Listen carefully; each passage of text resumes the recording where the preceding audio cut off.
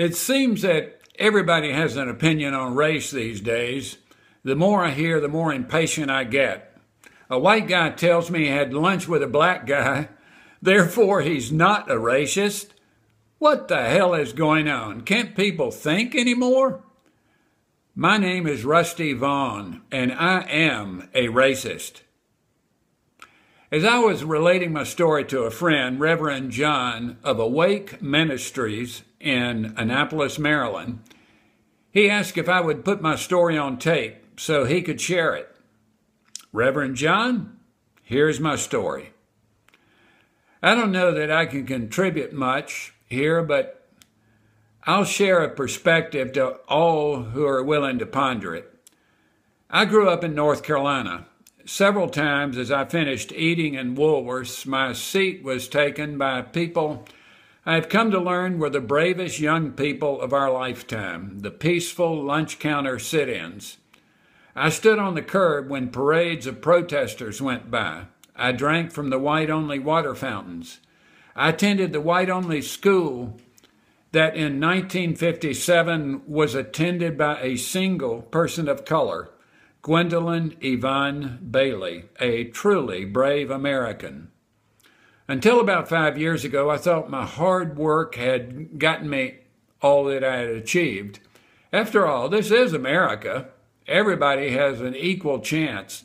They just simply use a little gumption. They can get educated and do well. During my life, I have said many times, why don't they just get over it? I just never considered that racism today is still rooted in slavery and perpetuated by white males. You should listen to the experiences from the other perspective. Then, accidentally, out of sheer curiosity, that's a North Carolina pronunciation, I took a class that I knew to be on understanding racism. I was curious as to how anybody could be a racist, and I thought that very few were. Not many I knew, and certainly not me. The class took over a year of meeting once a month. The first half of the year, I listened and I participated. Then something happened. I can't explain, but the experience was incredibly emotional. It was after hearing so many stories from other perspectives that I suddenly realized that everything I had and everything I thought I had earned was given to me. I was living the life of privilege. I was accepted before I walked into a room because I was a tall white male. Once I realized that I was crushed. Imagine the damage to my ego.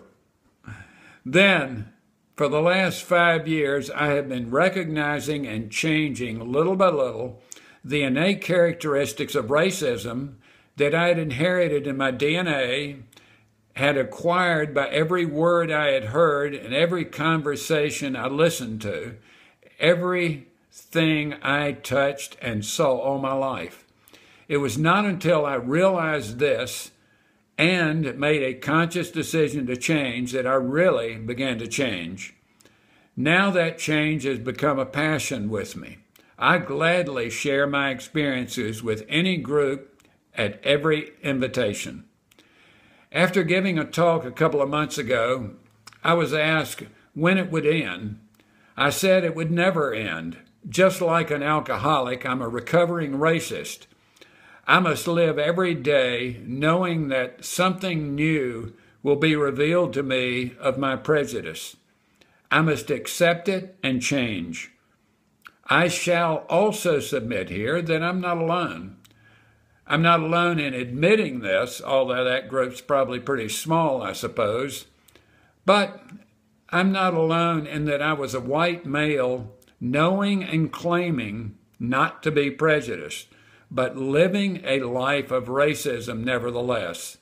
If I watched the lunch counters and I stood on the curb and I asked prejudicially about others without ever stepping out front and speaking up, then I was a racist.